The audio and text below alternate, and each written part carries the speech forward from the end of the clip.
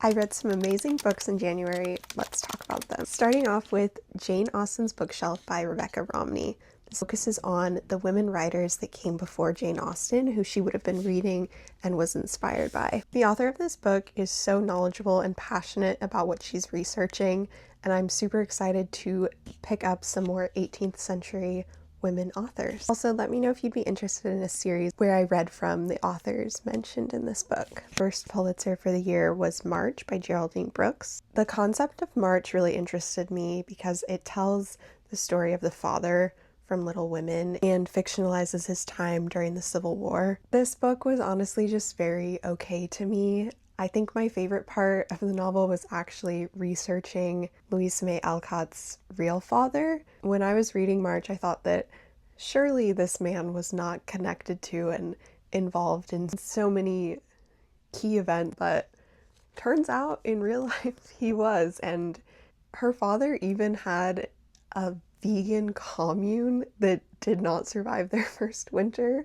The first classic that I read this year was Of Mice and Men by John Steinbeck. I instantly get drawn into Steinbeck's writing, and I found that to happen here as well. Another thing that I found interesting is that our characters in this novel have this American dream that they aspire towards, and 90 years later, I find myself still hoping for a similar dream.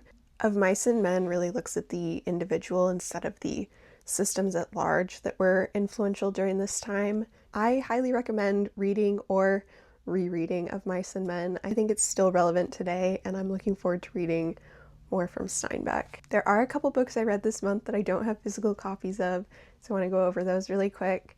I did finish the 7th Dungeon Crawler Carl book. It wasn't my favorite in this series, but I still love our characters, and I will be awaiting the newest release. I also got back into reading Robin Hobb and read the novella The Willful Princess and the Piebald Priest.